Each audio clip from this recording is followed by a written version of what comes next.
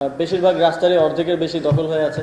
যেখানে একটা প্রকল্প বাস্তবায়ন করতে 100 কোটি টাকা প্রয়োজন, সেটা 400 কোটি টাকার প্রকল্প নেওয়া হয়েছে। খেলার মাঠ সহকারে পার্ক দখল হয়েছে। আমরা 5ই আগস্টের পরে দেখেছি যে বিভিন্ন জায়গায় আবার চাঁদাবাজির পুনর্বাসন হয়েছে।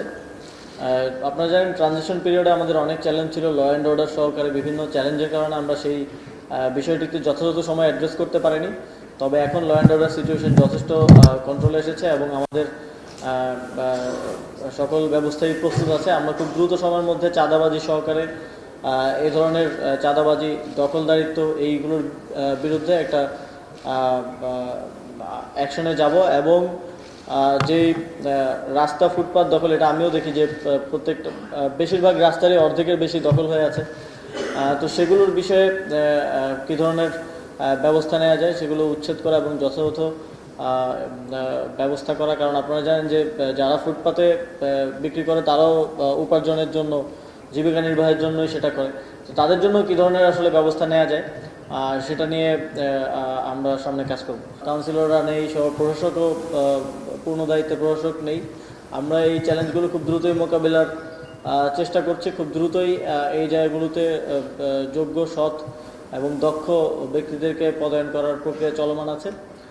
তবে এর মধ্যে আমাদের যতটুকু সক্ষমতা আছে তার মধ্যে জনগণকে যেন কোনো প্রকার হয়রানির মধ্যে না পড়তে হয়, এবং কোনো একটা বিষয়ে বিলম্ব হলেও সেটা সদ্ব্যবহারের মাধ্যমে, ভালো করে তাদেরকে বুঝিয়ে বলার মাধ্যমে, যাতে আমরা জনগণের সাথে এই সিটি কর্পোরেশন বা সরকারের যে একটা ব্রিজ, একটা সুসম্পর্ক যেন আমাদের থাকে।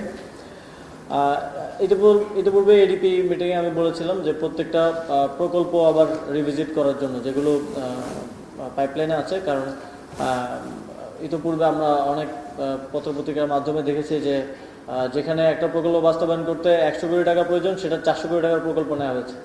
মানে 300 কোটি টাকা আগেই সিকিউর করে ফেলা হয়েছে।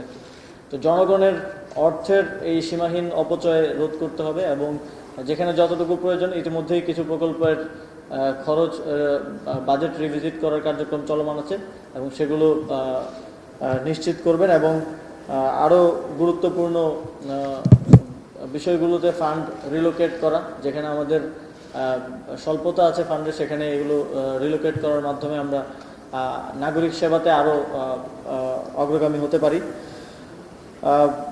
আপনারা জানেন, পানি উন্নয়ন বোর্ড কাজ করছে ব্লু নেটওয়ার্ক তৈরির জন্য খালগুলোর সংরক্ষণ এবং পরিষ্কার পরিচ্ছন্নতা কার্যক্রমে, এবং সেখানে নগরের ক্ষেত্রে আমাদের সিটি কর্পোরেশনগুলোর একটা বড় অবদান রাখার সুযোগ আছে। তো এটা একটা ইন্টিগ্রেটেড প্ল্যান হিসেবে যাতে আমরা কাজ করতে পারি, আরও যারা স্টেক হোল্ডার আছে, পানি উন্নয়ন বোর্ড সহকারে আরও যারা আছে। কারণ একদিকে দেখা যায় যে পানি উন্নয়ন বোর্ড একটা কাজ করে, আমরা আরেকটা কাজ করি।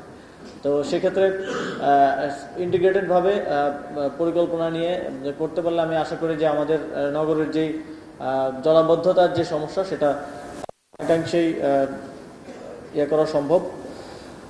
অবৈধভাবে দখলকৃত সরকারের বিভিন্ন খাস জমি, বিশেষ করে খালগুলো দখল হয়েছে, নদী দখল হয়েছে, তারপরে খেলার মাঠ সহকারে পার্ক দখল হয়েছে।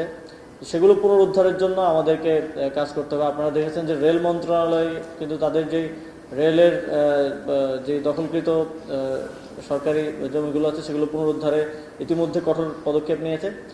সিটি কর্পোরেশনগুলো থেকেও আমরা এই বিষয়ে কঠোর পদক্ষেপ, আমাদের কাছে অলরেডি অ্যাসেসমেন্টগুলো আমরা করছি যে কোথায় কোথায় এরকম জায়গা আছে, এবং নগরবাসীর জন্য সংস্কারের মাধ্যমে পার্ক উন্মুক্তকরণ, খেলার মাঠ, যথেষ্ট খেলার মাঠ যাতে আমরা আমাদের ভবিষ্যৎ প্রজন্মকে দিতে পারি।